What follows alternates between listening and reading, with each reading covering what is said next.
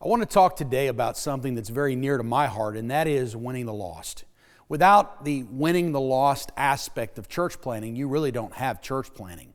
It's essential that you learn how to effectively lead somebody and share to them what God can do in their lives and in fact lead them to full conversion.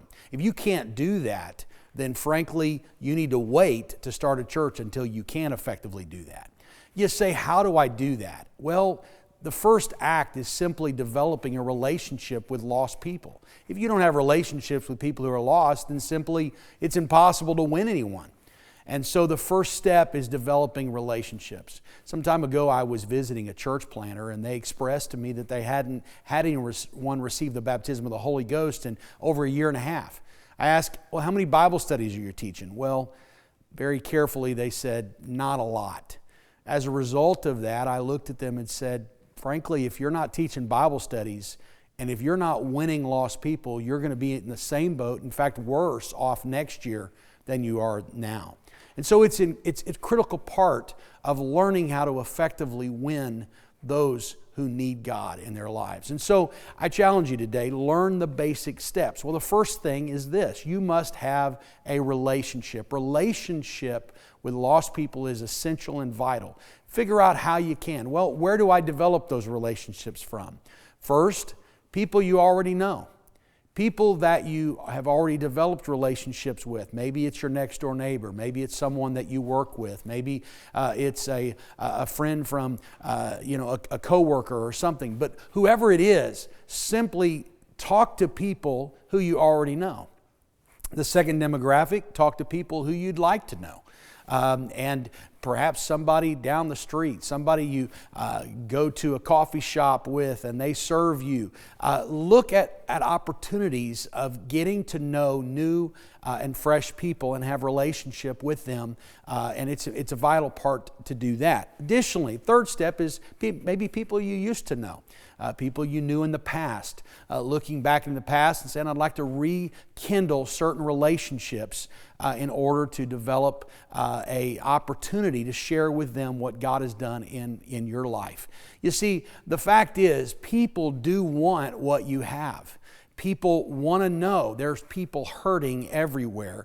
And frankly, when we take opportunity to share what God has done in our lives, certainly it's a great opportunity to, in fact, win a lost person to God. And so you say, well, how do we do this? And what does this process look like? Well, first of all, you need to find out, do they have a God consciousness? And it's easy to do so. All you have to do is ask simple questions and have a little conversation. And not too long into a conversation, you'll find out. They'll make a statement like, well, I used to go to church, or my parent was a Sunday school teacher, or I am sick and I've prayed. I mean, you through conversation, first of all, you find out, does that individual have a God consciousness? Now, the second thing that's absolutely vital that you find out quickly, and that is, does the individual and are they willing to allow God to change what they care about?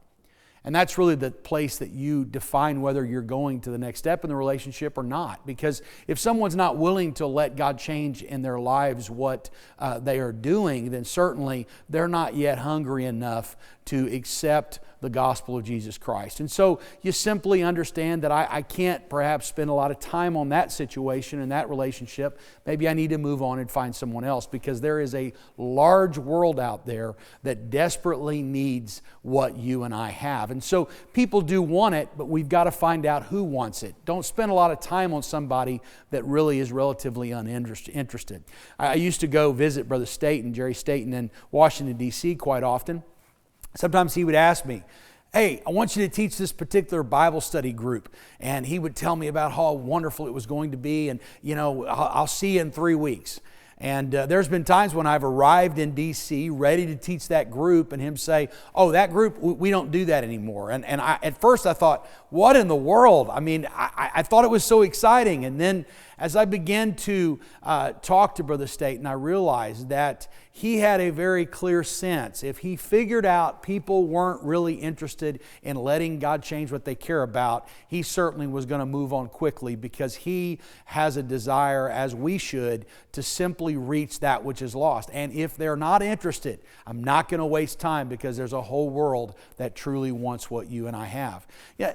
Brings me to another thing, and that is recognizing that it is a repetitive thing. You do the same thing over and over again. It's like the farmer that continues to sow the seed.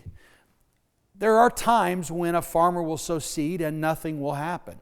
There's times where a drought will come. There's times when perhaps there's too much rain and it destroys a crop, or maybe insects take that crop away from him as well. Well, a farmer doesn't walk away saying farming doesn't work. No, he says farming works, I just have to get them next time. And so that's really what our responsibility is, and that is to sow the seed. Continually, as we sow seed, God will bring forth the harvest. You say, well, does that really happen that easily? Well, it does. The Bible tells us, in fact, there is a law of the harvest that's given in Genesis chapter number 8 that clearly defines. He said, as long as the earth remains, there will be seed time, but there will be harvest. There will be cold, there will be heat, there will be day, there will be night. It will not cease as long as the earth remains. And so that law of the harvest was set in motion, that if you and I will sow the seed of the gospel, it works. It is capable of transforming and changing a life. And as you share what God has done for you through a Bible study, there's nothing more exciting than sitting with an individual and beginning to pour out to them what God has done in your life and sharing this great message of the gospel and watching the gospel work, because it does work. You say, well, I've seen it not work in certain cases. That's because maybe there was drought. Maybe the soil wasn't right. But the truth is, it will happen. Why? Because from the very beginning, God set in motion this great law of the harvest, and it will work.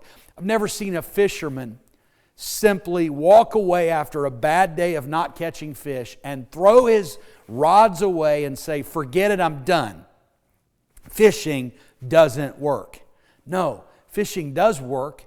You just have to go back at it again. You got to throw the line out one more time. You've got to do what you know to do. Maybe you change your bait. Maybe whatever you need to do, find a little new fishing hole. Whatever it is, but the truth of the matter is, fishing does work. You just have to continually go through the process. And that is true as we look to winning the lost. We must go through the process, learn the steps, develop relationships, find people who have a God consciousness, find people that simply are willing to allow God to change what they care about. Now you say this, it's overwhelming. How can I win my world? Well, we must truly win our world, not the whole world, because we're not capable of doing it. Recognize the fact that Jesus spent most of his time with 12 disciples, and one of them, quite frankly, well, let's just say he was less than stellar. But the truth is, as Jesus poured his time into those 12 people, they in turn, it was said, these are they who turned the world upside down.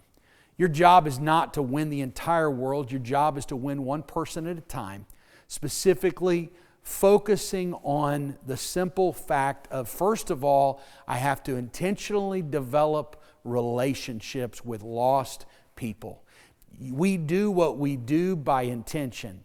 I don't fly across the country on a whim. I have to pack, I have to buy a plane ticket or whatever and figure out which venue, or if I'm going to drive, I've got to prepare and plan, figure out what car I'm going to drive, figure out how far it's going to be, where I'm going to need to spend the night. All of those things are planned and they're done intentionally. Nobody just accidentally got out of debt. No, it was something intentionally. You save, you pay, you cut cost. Well, if we want relationships with people, we've got to be intentional about developing those relationships. And so I challenge you, don't try to reach everybody, just try to reach somebody. And as you try to reach somebody, find out if they are hungry, if they are, pursue. If not, go back and find someone else. You see, the law of the harvest does involve numbers. In fact, many years ago, Bob Betcher, a friend of mine who pastors up in Schaumburg, Illinois, an outstanding man of God, great pastor there, but he's also a great soul winner. He told me, he said, before I was a pastor, I was involved in insurance. And he said, they taught me in insurance that if I would make 100 cold calls a week, he said, and then if I could simply get 15 appointments, and if I could sell 5 life insurance policies, if just 2 of those would be whole life, that within just a short amount of time, I believe it was a year or so, he would then be making a 6-figure income. And that's been many years ago. Well, the same is true with what we do. And that is simply, you've got to keep sowing. If you don't sow, you're not going to reap. You just keep doing what God has called you to do. Calling to start a church is one thing, but calling to reach the lost is absolutely essential. And we cannot start a church without learning to effectively win the lost. I challenge you today. Start with one person. If you've not yet won someone, you got to find somebody to win. And until you've done so, I would encourage you to put your desire to start a church on hold, because it's essential. You must learn how to win the lost. It's a comforting thing to know that as I'm starting a church, I may win someone and they may move away. I may win someone and something in life may happen and they may no longer be with me. But the truth is, I can go back and I can do it again because I know what it takes to win someone to God. And so I challenge you, get involved in the harvest, because as long as the earth remains, there will be seed time, but there will also be harvest. It's a promise that God has given. I challenge you, get involved, be a part of the harvest today.